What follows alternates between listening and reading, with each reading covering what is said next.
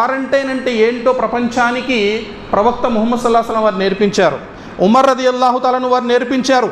ఉమర్ రజియల్లాహు తాలాను వారి యొక్క ఖిలాఫత్ కాలంలో ఒకసారి ఇలాగే ఒక అంటువ్యాధి వస్తే ఉమర్ రజియల్లాహు తాలాను వారు అందరికీ ఏమని ఆజ్ఞ విధించారంటే, అందరూ కూడా కొన్ని రోజుల వరకు మీ ఇళ్ళు విడిచిపెట్టి అడవుల్లోకి కొండల్లోకి వెళ్ళి దూరంగా జీవించండి అన్నాడు. ఆ రోజులు అంటే 1400 సంవత్సరాలు ఆ రోజుల ప్రకారం అది ఒక క్వారంటైన్. ఎందుకంటే అగ్ని మండుతున్నప్పుడు కట్టెల్ని వెనక్కి లాగేస్తే ఏమవుతుందండి, ఆ అగ్ని అది కాలడం అనేది తగ్గిపోతుంది, సెగ తగ్గిపోతుంది. మనం కూడా అన్నం బిర్యానీ వండిన తర్వాత కర్రల్ని లాగేస్తాం వెనక్కి, అంటే అయిపోయింది, ఇంకా లాస్ట్ వండి అయిపోయింది. కాబట్టి సోదరులారా, ఈ విధంగా క్వారంటైన్ అంటే ఏంటో నేర్పినటువంటి ధర్మం ఇస్లాం ధర్మం. ప్రవక్త ముహమ్మద్ సల్లల్లాహు అలైహి వసల్లం వారు అంటున్నారు, వ్యాధిగ్రస్తుని వద్దకు ఆరోగ్యంతో ఉన్నటువంటి వ్యక్తిని తీసుకొని వెళ్ళొద్దు అన్నారు. మనం హాస్పిటల్కి వెళ్తే